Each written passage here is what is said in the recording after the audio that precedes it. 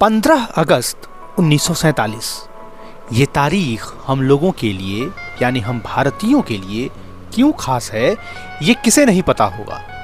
यही वो तारीख थी जब भारत कई दशकों की गुलामी के बाद आज़ाद हुआ था। लेकिन वर्षों के संघर्ष के बाद मिली इस आज़ादी की खुशी के साथ साथ बंटवारे का दर्द भी आया। पाकिस्तान नाम का एक अलग मुल्क बना। कुल मिलाकर कहें तो दो अलग अलग देश इसी दिन आज़ाद हुए। अब यहीं पर एक बड़ी दिलचस्प बात है।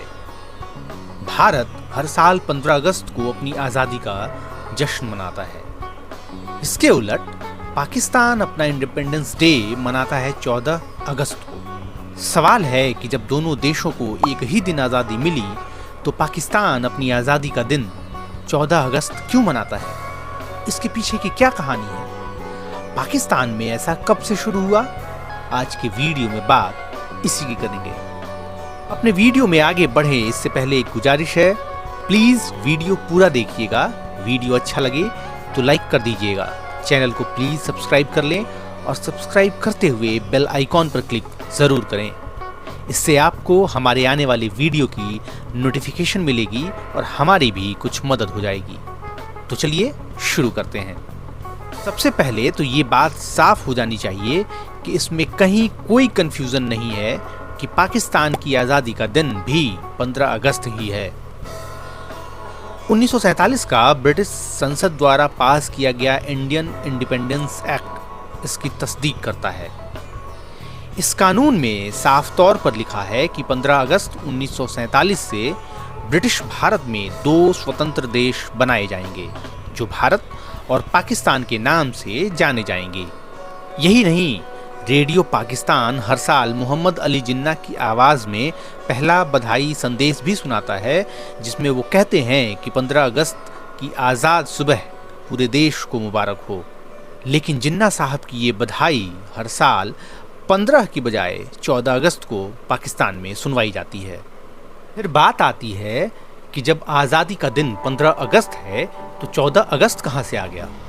इतिहास में झांकेंगे तो कुछ तथ्यों से हमें गुजरना पड़ेगा और इसी में शायद पूरा जवाब छिपा है। ब्रिटिश सरकार ने यह ऐलान तो कर दिया था कि पाकिस्तान और भारत दोनों एक ही समय यानी 15 अगस्त 1947 की आधी रात को आज़ाद होंगे। लेकिन मुश्किल ये हुई कि लॉर्ड माउंटबेटन जो कि ब्रिटिश कालीन भारत के आखिरी वायसराय रहे, उन्हें 14 और 15 अगस्त 1947 की आधी रात को दिल्ली में भारत की स्वतंत्रता का ऐलान करना था। चुनी हुई सरकार को सत्ता सौंपनी थी और खुद स्वतंत्र भारत के पहले गवर्नर जनरल का पद संभालना था। सत्ता सौंपने का काम उन्हें पाकिस्तान के लिए भी करना था। अब एक शख्स एक ही समय पर दो जगहों पर कैसे मौजूद रहता? तो इसका एक हल निकाला गया। योजना बनाई गई कि लॉर्ड माउंटबेटन 13 अगस्त 1947 को कराची पहुंचेंगे और 14 अगस्त 1947 की सुबह पाकिस्तान की संविधान सभा को संबोधित करते हुए सत्ता हस्तांतरण की कार्रवाई पूरी करेंगे। साथ ही वे ये भी ऐलान करेंगे कि इसी रात यानी 14 और 15 अगस्त 1947 की आधी रात से पाकिस्तान एक आज़ाद मुल्क हो जाएगा। ऐसा ही किया गया। गुरुवार 14 अगस्त 1947 की सुबह 9 बजे कराची की वर्तमान सिंध असेंबली बिल्डिंग में पाकिस्तान की संविधान सभा का विशेष सत्र बुलाया गया। लोगों की जबरदस्त भीड़ थी। मोहम्मद अली जिन्ना और लॉर्ड माउंटबेटन एक विशेष बग्गी में सवार होकर असेंबली हॉल पहुंचे। जनता ने नारों और तालियों से उनका स्वागत किया। दोनों ने जब अपनी अपनी कुर्सी संभाली तो सत्ता हस्तांतरण की औपचारिक तौर पर कार्यवाही शुरू हुई। कार्यवाही के खत्म होने और स्वतंत्रता के ऐलान के बाद मोहम्मद अली जिन्ना लॉर्ड माउंटबेटन के साथ शाही बग्गी में गवर्नर जनरल हाउस वापस चले गए। इसके बाद दोपहर 2 बजे लॉर्ड माउंटबेटन नई दिल्ली के लिए रवाना हो गए क्योंकि उसी रात 12 बजे भारत की आज़ादी के ऐलान के साथ उन्हें इस देश के गवर्नर जनरल का पद भी संभालना था। आधी रात आई, भारत में सत्ता हस्तांतरण की कार्यवाही शुरू हुई और देश के पहले प्रधानमंत्री जवाहरलाल नेहरू ने अपना ऐतिहासिक भाषण ट्रस्ट विद डेस्टिनी पढ़ा। दूसरी ओर ठीक इसी समय 14 और 15 अगस्त 1947 की आधी रात को लाहौर और ढाका से रेडियो पाकिस्तान का पहला प्रसारण शुरू हुआ और रेडियो पर पाकिस्तान की आज़ादी का ऐलान किया गया। 15 अगस्त की सुबह 8:30 बजे जिन्ना की आवाज़ में रेडियो पाकिस्तान पर एक संदेश भी सुनवाया गया जो पहले से रिकॉर्ड किया गया था। इसमें उन्होंने पाकिस्तान की जनता को आज़ादी की बधाई दी थी।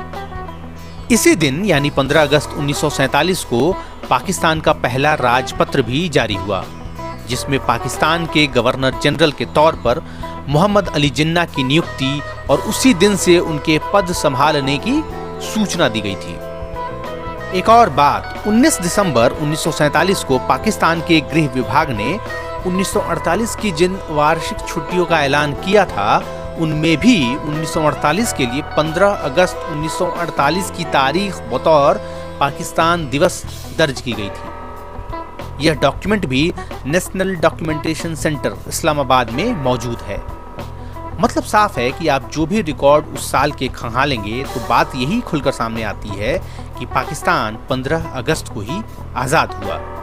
अब फिर सवाल वही कि आज़ादी का दिन जब 15 अगस्त था तो पाकिस्तान 24 घंटे पीछे क्यों चला गया? क्या वजह है इसकी? बहुत साफ वजहें सामने नहीं आती।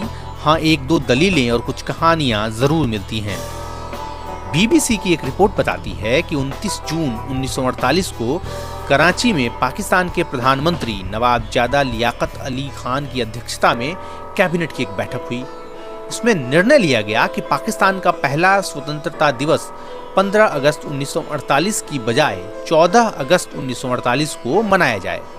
कैबिनेट की इस मंजूरी पर मुहर लगाने के लिए इसे गवर्नर जनरल के पास लाया जाना था। गवर्नर जनरल यानी मोहम्मद अली जिन्ना।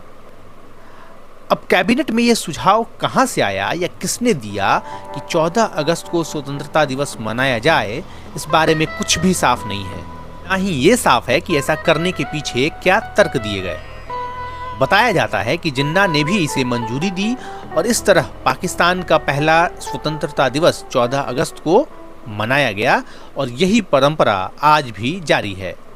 वैसे कुछ हिस्टोरिकल रिपोर्ट्स ये भी कहती हैं कि पाकिस्तान ने अपने पहले 2 स्वतंत्रता दिवस 15 अगस्त को मनाए और जिन्ना के निधन के बाद इसे मनाने का सिलसिला 14 अगस्त को हो गया। मिलाकर कुछ भी साफ नहीं है कि क्या वजह थी या क्यों ऐसा किया गया, लेकिन जो है सो है और यही फैक्ट है। तो कैसा लगा आपको आज का हमारा ये वीडियो? कमेंट करके बता सकते हैं। वीडियो अच्छा लगे तो लाइक कीजिए और प्लीज़ चैनल को सब्सक्राइब ज़रूर कर लीजिए। एक और बात, सब्सक्राइब करते हुए प्लीज़ बेल आइकॉन पर क्लिक करना नहीं भूलिएगा। नमस्कार।